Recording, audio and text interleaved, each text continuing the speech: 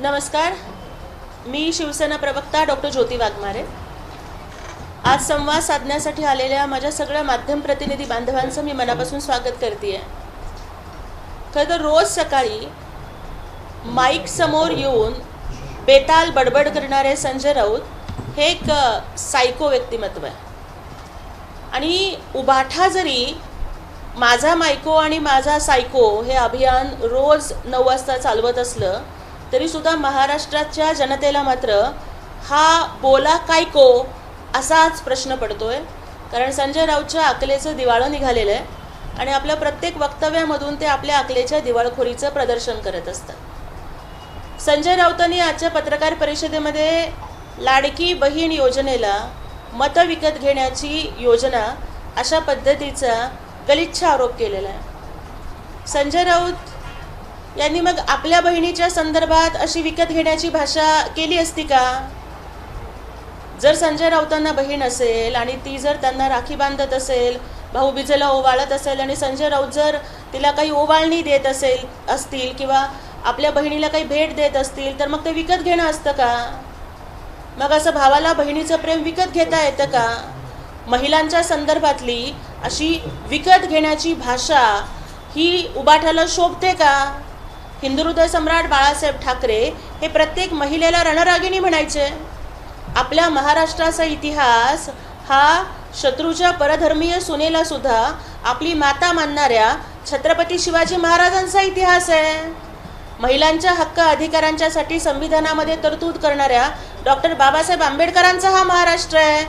या महाराष्ट्राच्या महिलांच्या संदर्भामध्ये जर ही अशी विकत घेण्याची भाषा अकलेचं दिवाळं निघालेला हा राऊत म्हणजे करत असेल तर महाराष्ट्राच्या महिलांनी त्यांना विधानसभेमध्ये जोडा दाखवलेला आहेच, पण संजय राऊतांची खोड कशी मोडायची हे महाराष्ट्राच्या रणरागिणींना चांगलं माहिती आहे. त्यामुळे राऊत बहिणीचं प्रेम विकत घेता येत नसतं.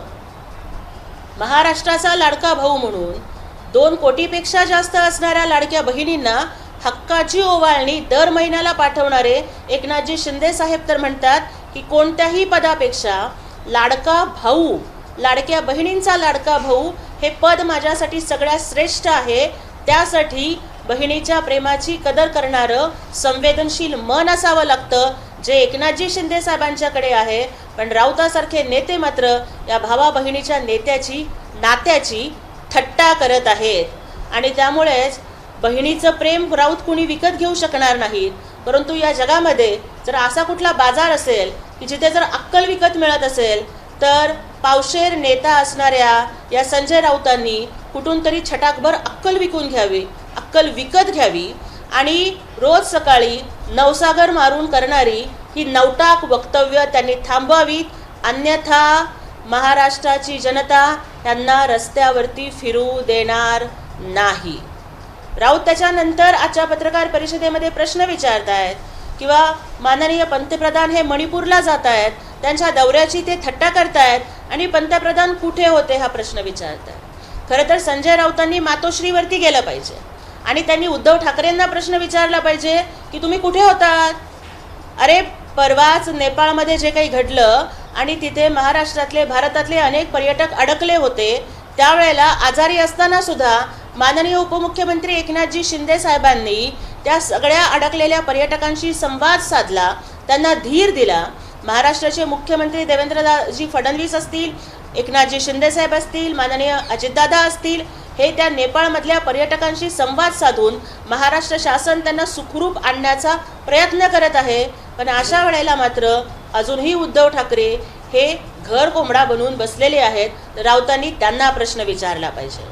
ज्या वेळेस हा पूर्ण जगामध्ये कोरोनाचा हाहाकार चाललेला होता आणि लोक हे आपल्या घरामध्ये बंदिस्त होऊन बसलेले होते, कोणाला रेमडेसिवीर मिळत नव्हतं, कोणाला हॉस्पिटलचे बेड मिळत नव्हते, त्यावेळेला तत्कालीन महाराष्ट्राच्या मुख्यमंत्री पदावरती असणारे उद्धव ठाकरे कुठे होते हा प्रश्न संजय राऊतांनी त्यांना विचारायला पाहिजे.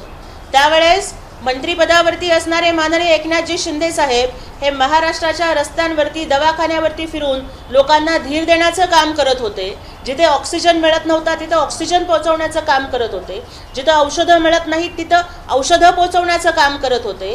अगदी स्वतःच्या जीवाची पर्वा न करता अंगावरती PPE किट घालून अगदी ICU मध्ये ॲडमिट असणाऱ्या कोरोनाग्रस्त गंभीर रुग्णांना सुद्धा धीर देण्याचं काम करत होते. आणि त्यावेळेला उद्धव ठाकरे मात्र आपल्या घरामध्ये बसून फेसबुक लाईव्ह खेळ खेळत होते. आणि त्यामुळं ते जे काही आता उद्या करणार आहेत ना अभियान, काय माझं कुंकू माझा देश वगैरे वगैरे, अहो संजय राऊत, तुमच्या नेत्यांनी फक्त आतापर्यंत माझं फेसबुक आणि माझा लॉकडाऊन एवढं एकच अभियान या महाराष्ट्रामध्ये राबवलेलं आहे.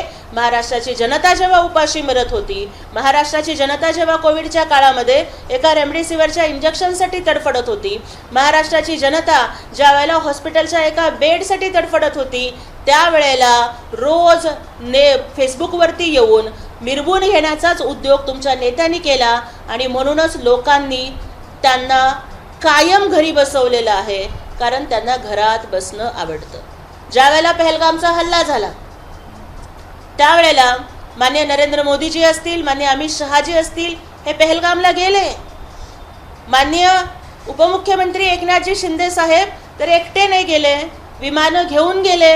सरकारने तर पर्यटकांना सुरक्षित परत आणण्याची व्यवस्था केली होतीच, पण माननीय एकनाथजी शिंदे साहेबांनी तर थेट ग्राउंड झिरोवरती जाऊन त्या दहशतवादी हल्ल्यानं भयभीत झालेल्या सर्वसामान्य लोकांना आधार देण्याचं काम केलं आणि शेकडो लोकांना सुखरूप आपल्या मायभूमीमध्ये महाराष्ट्रामध्ये पोहोचवण्याचं काम केलं.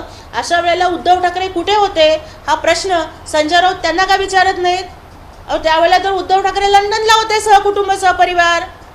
माझं कुटुंब माझी जबाबदारी आणि महाराष्ट्र आमचा पडला उघड्यावरी, अशा पद्धतीचं त्यांचं नेतृत्व आहे. मग ज्या वेळेला देशामधल्या भगिनींचं कुंकू पुसलं जात होतं, ज्यावेळेस या देशामध्ये धर्म विचारून मारलं गेलं, त्यावेळेला लंडनला थंड हवेची मजा घेणारे उद्धव ठाकरे आणि त्याचे कुटुंबीय यांना संजय राऊत कधी प्रश्न विचारणार आहेत की नाहीत? किंवा अगदी ऑपरेशन सिंदूरला तमाशा म्हणणाऱ्या लोकांच्या सोबत तुम्ही मांडीला मांडी लावून बसताय. किंवा आता आम्ही बघितलं की कर्नाटकमध्ये जे काँग्रेस सरकार आहे तिथल्या मुख्यमंत्र्यांनी प्रस्ताव काय दिला आहे, तर तिथल्या मेट्रो स्टेशनचं नाव जे माझ्या छत्रपती शिवरायांचं नाव आहे ते बदलून काहीतरी सेंट मेरी का असं कुठलं तरी करा ते म्हणतायत. म्हणजे इंग्रज अजून गेले तरी ह्यांचं इंग्रजांवरचं प्रेम नाही कमी झालं. छत्रपती शिवाजी महाराजांचं नाव बदलून तिथं ते कुठला तरी सेंट मेरीचं नाव देण्याचा प्रस्ताव हा सोनिया आंटीला खुश करण्याचा कार्यक्रम आहे का? हा प्रश्न विचारला पाहिजे यांना कुणीतरी. मग त्या गोष्टीवरती राऊताची दातखिळी का बसते? त्या गोष्टीवरती राऊत का बरं बोलत नाही आहेत? भीती वाटते का? महाविकास आघाडी मोडून पडेल याची भीती वाटते का? सोनिया आंटी नाराज होतील याची भीती वाटते का? तुमची वोट बँक उद्ध्वस्त होईल याची भीती वाटते? अरे जर छत्रपती शिवाजी महाराजांचा अपमान त्या कर्नाटकी काँग्रेसच्या राज्यामध्ये होत असताना सुद्धा जर तुमची जीभ धजावत नसेल हे बोलायला, तर बंद करा छत्रपती शिवाजी महाराजांचं नाव घेणं. अधिकार नाही आहे तुम्हाला महाराजांचं नाव घेऊन मतं मागण्याचा. आणि मग खुशाल मग तुम्ही त्या इटालियन सोनिया आंटीचे किंवा कोणाची नावं घेऊन तुम्ही मतं मागा. आणखीन काय राऊत म्हणतात आजच्या पत्रकार परिषदेमध्ये की काय अनैतिक कृत्य करून सरकार जन्माला आलं वगैरे वगैरे. अरे आता कोण अनैतिक कृत्य करून कुणाला जन्म दिलाय हे संजय राऊत स्वतःच्या अनुभवावरून बोलतात का काय, हे लोकांनी त्यांनाच विचारलं पाहिजे. परंतु काँग्रेसच्या सोबत जाणाऱ्यांना हिंदू हृदय सम्राट बाळासाहेब ठाकरे काय म्हणत होते तो शब्द मी माझ्या तोंडाने उच्चारणार नाही. सोनिया गांधींच्या समोर मुजरे करणाऱ्यांना हिंदू हृदय सम्राट बाळासाहेब ठाकरे काय म्हणत होते हे मी माझ्या तोंडाने सांगणार नाही. हे महाराष्ट्राला माहिती आहे. तो प्रश्न कधीतरी राऊतांनी आणि उबाठांनी स्वतःच्या अंतर्मनाला विचारला पाहिजे. आणि मग मला त्यांनी उत्तर द्यावं की जे तुम्ही आज केलं की भारतीय जनता पक्ष आणि शिवसेनेची युती ही हिंदू हृदय सम्राट बाळासाहेब ठाकरेंनी केलेली होती ना, मग त्यांना सोडून तुम्ही आज काँग्रेसची भांडी घासायला जाताय. त्याला हिंदू हृदय सम्राट बाळासाहेब ठाकरेंनी नैतिक म्हटलं असतं का? अहो हिंदुत्वाचं कुंकू हे शिवसेनेच्या मळवटावरती हिंदू हृदय सम्राट बाळासाहेब ठाकरेंनी लावलेलं होतं. मग हे हिंदुत्वाचं कुंकू पुसून उतावळा नवरा गुडघ्याला बाशिंग म्हणत तुम्ही जे मुंडावळ्या बांधून काँग्रेसच्या दारामध्ये उभे राहिलात मुख्यमंत्री पदाच्या खुर्चीसाठी, त्याला हिंदू हृदय सम्राट बाळासाहेब ठाकरेंनी नैतिक ठरवलं असतं? हा प्रश्न त्यांनी स्वतःच्या अंतरात्म्याला विचारण्याची गरज आहे. महाराष्ट्राच्या जनतेला फसवण्याचे धंदे बंद करा. राऊत आणि रोज बोलतायत नेपाळ होईल, नेपाळ होईल, नेपाळ होईल. राऊतांना महाराष्ट्राचा नेपाळ करायचा आहे? राऊतांना काय महाराष्ट्राचा बिहार करायचा आहे? की ज्या बिहारमध्ये आज मतांच्यासाठी देशाचे पंतप्रधान असणाऱ्या नरेंद्र मोदीजींच्या मृत आईची AIच्या माध्यमातून थट्टा केली जाते. एका आईच्या मातृत्वाचा अपमान केला जातो. जी आई आज हयातसुद्धा नाही आहे, त्या आईच्या भावनांची थट्टा करणं, त्या मातेचा अपमान करणं, हे राऊत तुम्हाला चालतं? त्याच्याबद्दल तुम्ही आणि उबाठा का बरं बोलत नाही आहात? तर त्यामुळे महिलांचा अपमान करणारी ही संस्कृती बंद करा. आणि भारताचा नेपाळ का होईल? का नेपाळ हा हिंदू राष्ट्र आहे आणि तिथं असं हिंसक आंदोलन घडलं म्हणून राऊतला गुदगुल्या होत आहेत का? त्यांना आनंद होतोय का? आणि कुणाचा नेपाळ होईल ते बघण्यासाठी देशाचं शासन प्रशासन खंबीर आहे. पण आधी तुमच्या पक्षाचा जो बांगलादेश झालाय ना, तो आधी राऊतांनी उबाठानी बघितला पाहिजे. मला सांगा, भारत हे एक लोकशाही राष्ट्र आहे. भारतीय राज्यघटनेचे शिल्पकार डॉक्टर बाबासाहेब आंबेडकर म्हणतात की लोकशाही म्हणजे रक्ताचा एक थेंब सुद्धा न सांडता जिथे क्रांती केली जाते. मग या देशामधलं संविधान, या देशामधली लोकशाही व्यवस्था याला आव्हान देण्याची भाषा राऊत का करताय? Do he want to destroy the democracy of India? Do he want to bring anarchy in India? Are they against the democracy? Are they against the constitution of India? ही संविधान विरोधी वक्तव्य राऊत आणि त्यांच्या पक्षांनी ताबडतोब बंद केली पाहिजे. आणि ते हातामध्ये कायम ते लाल रंगाचं पुस्तक घेऊन फिरणारे राहुल गांधी आता का बरं शांत आहेत? संविधान म्हणून बोंबा मारणारे हे विरोधी आता जेव्हा राऊत रोज संविधानाच्या विरोधामध्ये बोलतायत तेव्हा का बरं शांत आहेत? या देशाची शांतता, सुव्यवस्था, या देशाची अखंडता आणि एकता याला बाधा आणणारी ही जी वक्तव्य राऊत करतायत, हा देशविरोधी आंतरराष्ट्रीय कारस्थानाचा भाग आहेत का काय, अशी मला शंका वाटते. देशामध्ये हिंसक आंदोलन भडकवण्याचं राऊतांची आंदोलनं आणि राऊतांची वक्तव्य हा त्या आंतरराष्ट्रीय षडयंत्राच्या टूलकिटचा भाग आहेत की काय, याची मला शंका वाटते. आणि म्हणून माझी महाराष्ट्राच्या गृहमंत्रालयाला विनंती आहे. कालच आम्ही मुंबईच्या पोलीस कमिशनरांना सुद्धा भेटलो आणि राऊतांच्या या देशविरोधी वक्तव्यांची गंभीर दखल घेऊन त्यांची चौकशी करावी, त्यांच्यावर देशद्रोहाचा गुन्हा दाखल करून अटक करावा. भारतीय न्यायसंहितेमधलं कलम 150 असेल किंवा इतर ज्या कुठल्या धारा त्यांना लागू होत असतील त्या लावून त्यांना ताबडतोब अटक करावी आणि त्यांच्या देशविरोधी वक्तव्यांच्या विरोधात देशद्रोहाचा गुन्हा दाखल करून त्यांना ताब्यात घेतलं जावं, अशी मागणी आम्ही केलेली आहे. त्यामुळे जर अशा पद्धतीचं हिंसक आंदोलन पेटवण्याचा जो कोणी प्रयत्न करत असेल त्यांनी ताबडतोब थांबावं. कारण माननीय मुख्यमंत्री देवेंद्रजी फडणवीस, माननीय उपमुख्यमंत्री एकनाथजी शिंदे साहेब, अजितदादा आणि देशाचं नेतृत्व माननीय नरेंद्रजी मोदी साहेब यांच्या नेतृत्वाखाली हे शासन सक्षम आहे. ते भारताच्या अखंडतेला आणि शांततेला बाधा न येऊ देणार. आणि त्याच्यापुढे तुमच्या माध्यमातून मला राऊतांना एकच ओपन चॅलेंज द्यायचं. खरं तर मी 2 दिवसापूर्वी सुद्धा बोलले होते की लोकांना SIT स्थापन करा म्हणणाऱ्या राऊतांनी त्यांच्या पक्षामध्ये आधी NIT स्थापन केली पाहिजे, निष्ठावंत इन्व्हेस्टिगेशन टीम. कारण तुमचे खासदार फुटले, तुमच्या खासदारांनी क्रॉस वोटिंग केलं. आम्ही तर असंही ऐकलं की राऊत आता म्हणजे त्यांच्याकडे एवढे संख्याबळ नाही आहे की राऊत परत राज्यसभेवर जाऊ शकतील. त्यामुळे राऊतांनी सुद्धा क्रॉस वोटिंग केलं आहे. अशा बातम्या निष्ठावंत आणि विश्वासार्ह सूत्रांच्याकडून पोचत आहेत. आता त्याच्याबद्दल त्यांच्या पक्षाने करावी चौकशी. पण आता राऊत राज्यसभेवर तुम्ही जाऊ शकणार नाहीत. आतापर्यंत तुम्ही फक्त आयत्या पिठावरती रेघोट्या ओढण्याचं काम केलं आहे. माईकच्या समोर येऊन राणा भीमदेवी थाटामध्ये भाषणं करणं खूप सोपं असतं.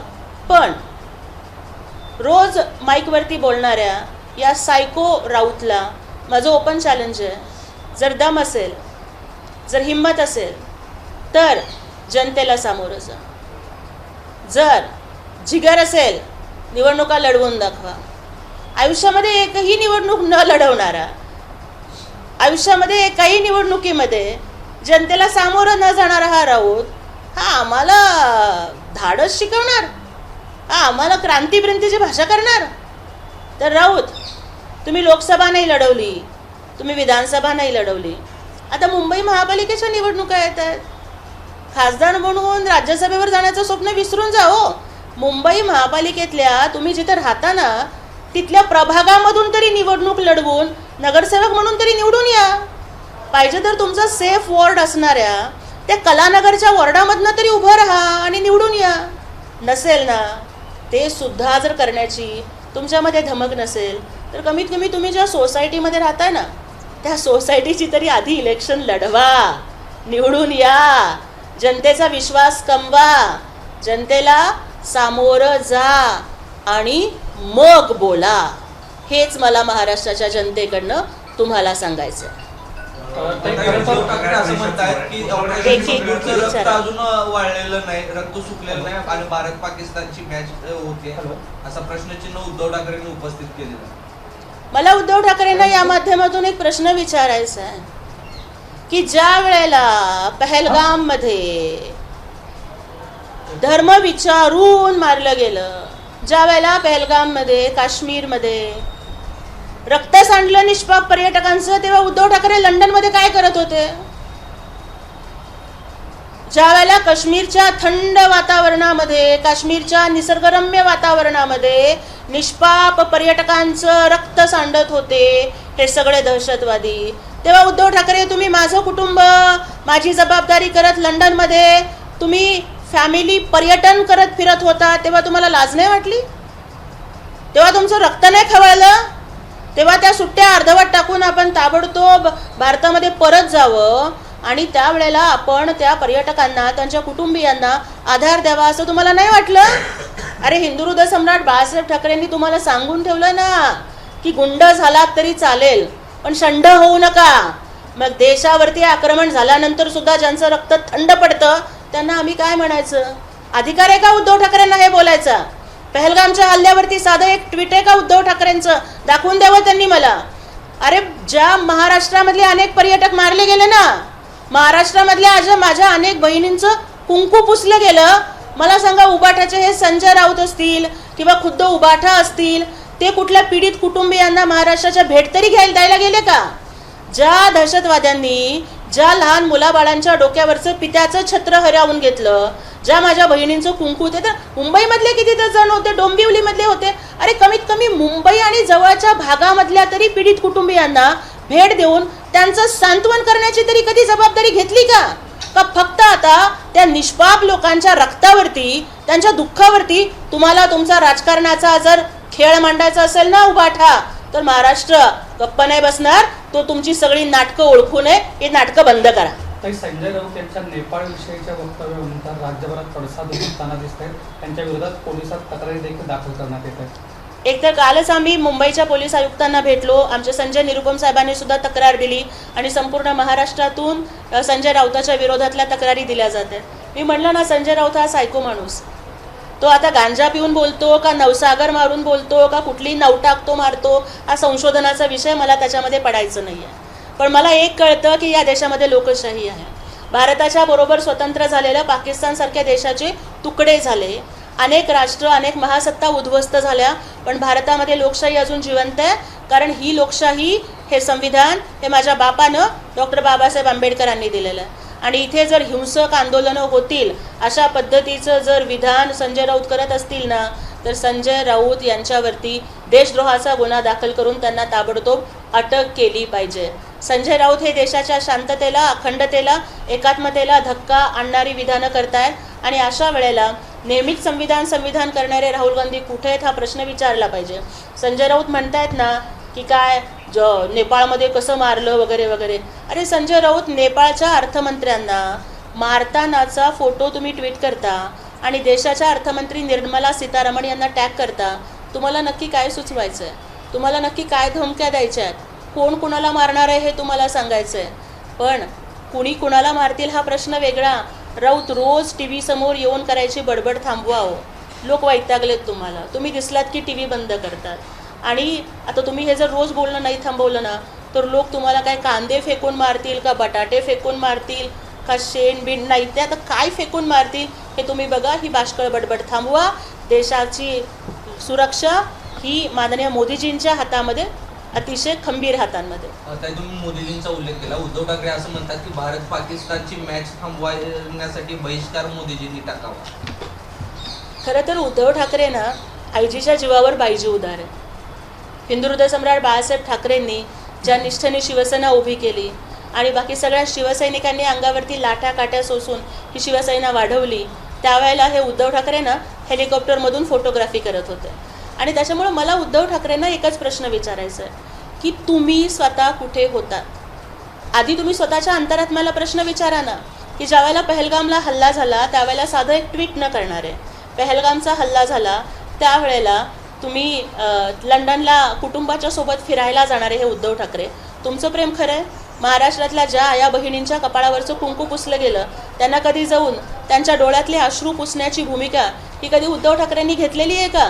अरे तुम्ही तुमच्या घरामध्ये राहणार, तुम्ही तुमच्या बायको लेकरं ह्यांच्यासोबत मजा मारणार आणि फक्त जेव्हा राजकारणाचा असं काहीतरी नाटक उभं करायचं असेल त्यावेळेला मात्र तुम्हाला देशप्रेम आठवणार. बरं ते जाऊ दे. आता जिथे कुठे हे नेपाळमध्ये जे आपले पर्यटक अडकलेले होते त्यांच्या संदर्भात तरी त्यांना कधी एखादा फोन करून तरी त्यांनी कधी चौकशी केलेली आहे का ह्याचं उत्तर उद्धव ठाकरेंनी द्यावं. या सगळ्या विषयामध्ये काल सोलापूरमध्ये अतिवृष्टी सदृश्य पाऊस झाला आणि आता प्रणिती शिंदे महापालिका आयुक्तांच्या भेटला गेला होता. अगदी टेबल वळवून त्यांनी त्यांचा राग जो आहे ठिकाणी आयुक्तांना धारेवर देण्याचा प्रयत्न केला.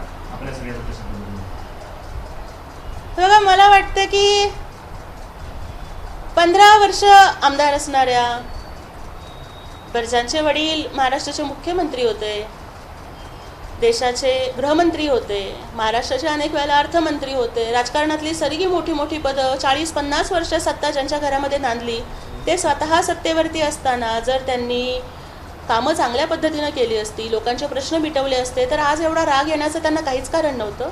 त्यामुळे आधी आपण सत्तेवरती असताना, आपण लोकप्रतिनिधी असताना आपण किती कामं केलेली आहेत हा प्रश्न प्रणितीताईंनी स्वतःला विचारला पाहिजे. फक्त फोकसमध्ये येण्यासाठी कधी देशाच्या बांधवांचा अपमान करायचा, देशाच्या सैन्याचा अपमान करायचा, ऑपरेशन सिंदूरला तमाशा म्हणायचं, राहुल गांधीजींना खुश करण्यासाठी अशा पद्धतीची विधानं करायची, हे सगळं त्यांनी थांबवावं. ज्या भागाच्या त्या 15 वर्ष लोकप्रतिनिधी होत्या त्या भागामधल्या प्रत्येक घराघरामध्ये आज ड्रेनेजचं पाणी घुसलेलं आहे. ज्या भागातल्या त्या लोकप्रतिनिधी होत्या तिथल्या महिलांच्या साध्या शौचालयाची व्यवस्था त्यांना नीट करता आलेली नाही आहे. त्यामुळे आधी आपण काय केलं हे त्यांनी तपासून बघावं आणि मग त्यांनी हा अकांड तांडव करावा. त्यांच्या ह्या निरर्थक अकांड तांडवाला आम्ही जास्त महत्त्व देत नाही. उद्या महिला आघाडीच्या धोरणे 11 वाजता सिंधू घर से सिंदूर असं म्हणत उद्धव ठाकरेंनी शिवसैनिकांना सांगितलेलं आहे की आता उद्याना कोणत्याच्या पुढ्या पाठवा अशा पद्धतीचं आवाहन केलं आहे. उद्धव ठाकरेंना काय, ज्यांनी आपण मुख्यमंत्री असताना फक्त माझं फेसबुक, माझा लॉकडाऊन हे अभियानच राबवलं, ते उद्धव ठाकरेंना आज अचानक सिंदूरची आठवण कशी काय झाली? मला सांगा की ज्या वेळेला त्या पहलगाममध्ये हे सगळे दहशतवादी लोकांना मारत होते तेव्हा उबाठा कुठे होती? तेव्हा उद्धव ठाकरे कुठे होते? तेव्हा ह्यांना का बरं देशप्रेम आठवलं नाही? बरं आज त्या देशप्रेमाबद्दल नरेंद्र मोदीजींना काय सिंदूर पाठवतायत, हे पाठवतायत. मग मला वाटतं की आपण उद्धव ठाकरेंना एक प्रश्न विचारला पाहिजे. ज्या काँग्रेसच्या सोबत तुमची युती आहे त्या काँग्रेस सरकार कर्नाटकमध्ये छत्रपती शिवाजी महाराजांचं नाव बदलून तिथे सेंट मेरीचं नाव देतं आहे. मग तेव्हा उद्धव ठाकरेंच्यामध्ये दम नाही आहे का काँग्रेसच्या विरोधामध्ये बोलायचा? त्यामुळं त्यांनी देशहित, देशप्रेम या गोष्टी उद्धव ठाकरेंच्या तोंडामधून शोभत नाही आहेत. ते उद्या जे काही आंदोलन करणार आहेत ते आंदोलन म्हणजे फक्त एक फार्स आहे आणि त्यांच्या या फार्सला जनता भुलणार नाही. एबीपी माझा, उघडा डोळे बघा नीट.